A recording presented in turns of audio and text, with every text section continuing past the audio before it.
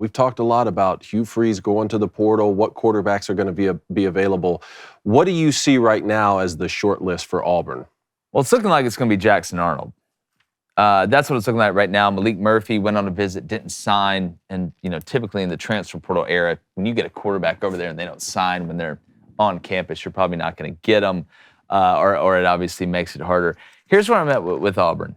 Auburn needs to get, because you got to look at, and it's really Hugh Freeze, not Auburn. Auburn's going to be around regardless, but it's Hugh Freeze at Auburn.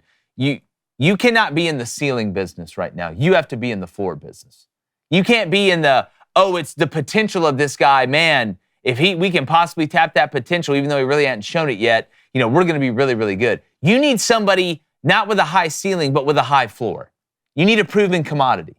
What I don't understand, and look, Hugh Freeze, I don't know everything. I don't have I'm not right all the time. Nobody is. But I do think I'm right in saying at this point in time for Auburn, you can only get what the market bears in the portal. There may not be a Cam Ward that hops in the portal. There isn't going to be. I can go ahead and tell you, just like the NFL draft, position groups fluctuate. Sometimes quarterback's better and D-line's worse. Sometimes D-line's better and quarterback's worse. That's the way it works, and that's the way it works in the portal. But what I don't understand is you watch Diego Pavia, who had beat you previously, come in last year at New Mexico State and beat you at Auburn. And you decided to not go get him out of the portal when you had a chance, because Auburn wasn't getting Cam Ward. I don't care what anybody says. This year, you watched Mendoza come in the portal, or come in to Jordan-Hare from Cal, who fits this system perfectly. He may not have the strongest arm, but his arm's strong enough to cook you. He didn't miss a pass in the first half. He's got that dog in him, and he can run. Right? Look at the end of the year. How are you going to turn down Mendoza and go get Jackson Arnold, who may have all the potential in the world? But there's a reason he left Oklahoma, and it wasn't because great stuff was happening at the quarterback position. So you may be right that Jackson Arnold has a higher ceiling than a Mendoza does. But I'll take Fernando Mendoza 10 out of 10 times and a proven commodity, because you're taking the same risk that you took. You took a mediocre quarterback from Michigan State that turned out to be mediocre. You're taking a so far mediocre quarterback from Oklahoma. And if he turns out to be mediocre, you made the ultimate sin twice the same way. It's one thing to get killed one way and come back and get killed a different way. It's another thing to do it the same. So if this is the best, and early in the year, where you got to go on the road game 1 to Baylor, you got to go back to Oklahoma, I feel like Auburn should be in the floor business, not the ceiling business. Maybe that's so. Right now, do you think it's a guarantee that the starting quarterback at Auburn next year, at least week 1, will come from the portal and not already on roster? Yes. That's what I think. Because if not, then that means it's Walker White or it's Deuce Knight. And then you're hoping that maybe you could pull a Billy Napier at Florida and say, but look at my quarterback, though. Right? Or pull a South Carolina and he turns in, not saying that they'll turn into a Sellers. That's a lot to ask, especially out of a true freshman. Sellers had a year to sit. That's a big risk too, but that's the hope plan. You got two ways to go about this if you're Hugh Freeze and Auburn. Either you bring in a guy that balls right now and wins at least 8 games and probably has to beat one of Bama and Georgia who you play at home. Or you put a young guy in there and they go 7-5 and that young guy's absolutely cooking and the future looks bright. I think you got a better chance of bringing in the proven commodity. Mendoza put out a list that had 4 teams on it, and Auburn wasn't one of them. I am sick. What were the 4 teams? It was like Illinois, Georgia, and 2 others. So you mean to tell me you'll go get the hand-me-downs from Oklahoma, right? The Macaulay Culkin, the Home Alone, ran away from home, right? You'll take him. And maybe Mendoza doesn't want to go to Auburn. But you want to know how I know he's smart? Boy, I tell you what. You know when he hopped in the portal? The minute somebody got hired to be the OC at Cal. His name's Brian Harsin. So not only does he fit the offense, he's smart too.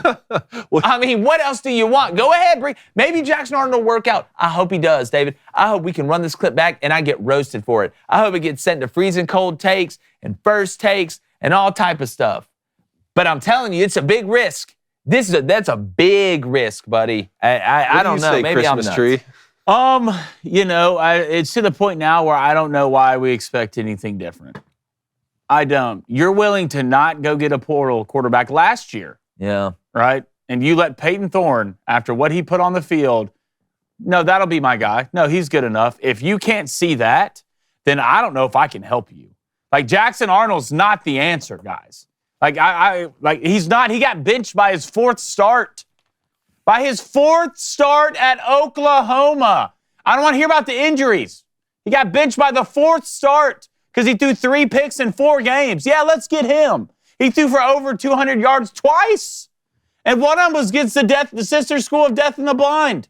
All right, I know their defense is good, but at some point, you're Hugh Freeze, and you're going to put everything on this guy who's proven you nothing? I saw a guy at Liberty, all right, put up 3K through the air, 1K rushing, 32 touchdowns and 6 picks. Did he have a good year last year? No, but at least I know he can do it. Well, that one's weird, right? Because Hugh Freeze coached. Yes. That's right? another thing. Like, it's, and again, I know Caton Salter did not have a great year this past year, but if you look at that Liberty team, he was trying to do everything because he had such a big year the year before. You look at what they lost, right? Go look at the receivers they lost. He tried to do everything for Liberty. It didn't work out. Ended up getting benched late. But he knows this offense. Mm-hmm. Even if the terminology's changed, it can't be that different. So there's no big learning curve there. And like Flaming Dragon said, at least we've seen it. Mm-hmm. At least we've seen it. With Jackson Arnold, we're having to hope it again, just like we hoped it for Peyton Thorne. Because the one good year Peyton Thorne had, he had the Avengers around him that are still running all over the NFL right now. So, and Auburn has decent pieces around him, but they don't have that. And this would be okay if Auburn just went 9-3.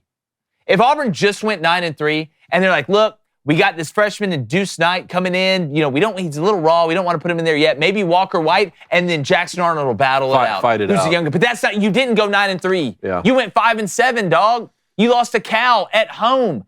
Go get the guy that beat you. Why don't you go get the guy that beat you in front of everyone in the world, and they saw it. And he balled all year. Cal's offensive line looks like a middle school team. Yeah. And he was out there balling. Give this man some pieces, but at least I've seen him do it. Yeah. Some guys are really good at driving, right? They're really good at driving the car. They can do all the cool turns. They can drift. But some guys just suck at, they can be good at driving, but they just suck at picking the car. Yeah. All right. At some point, we might have to let me pick the car. You can drive it. That's fine. Let me pick it. Hey, what's up, YouTube? Well, this is episode 666 on Friday the 13th. I'm not horrified at all, but if you're horrified or not, make sure you hit that subscribe button. We're going to get through this together.